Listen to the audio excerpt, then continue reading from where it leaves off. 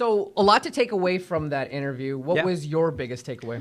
I think the one thing he mentioned about the cap increase, 25% cap increase, increasing roster spots to now make it 12 if possible, like if you need to have it.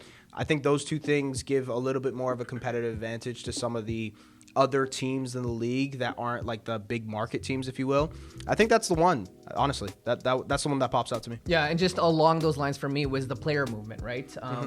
A lot of interest in the league and wanting to play, and I'm sure he has to reject a lot of people, and these teams have to say no to a lot of people.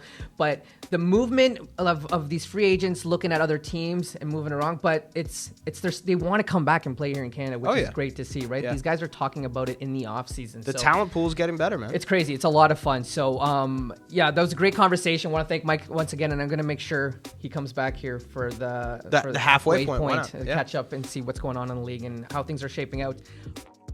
All right, so one of many new segments here on the program, S&D 500, the movers and shakers, the risers, and I don't want to say the droppers, but talking about everyone in this league. When you look at a team and you look at some of the stars on these teams, is there a particular player that stands out for you?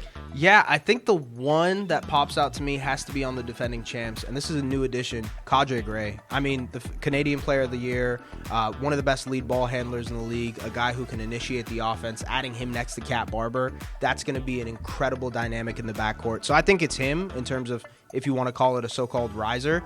In terms of these swing guys that I not have question marks about, but just am more interested to see how they look, Brandon Sampson in Ottawa is really interesting. Obviously replacing Gray in that unit, being the main point guard. Former Growler as well. Former Growler. Has obviously tied the record with most points in a game with, I believe, 42. Thank you very much.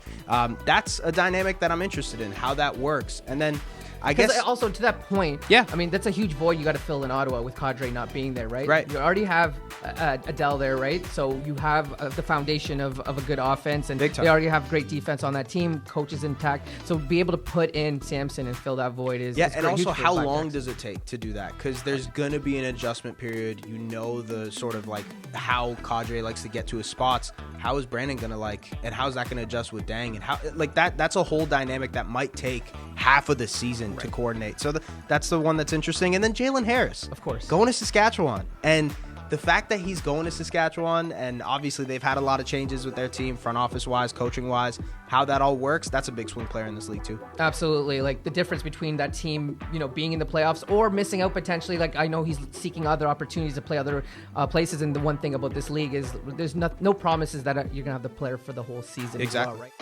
Is there someone that, I mean, we aren't talking about that might be on your radar? There is a rookie in Montreal you've mentioned earlier. Oh, that is interesting. Okay, so obviously number one pick in the CEBL draft, Ismail Diouf, right? And he was incredible in college for Laval. I think I've talked to some, I don't want to say scouts. They're not scouts, but I've talked to some people who really think he has NBA level talent. 6'9" guy, can shoot, can score, can do a little bit of everything. Obviously, Montreal is in a position where they might be able to give him some extra playing time.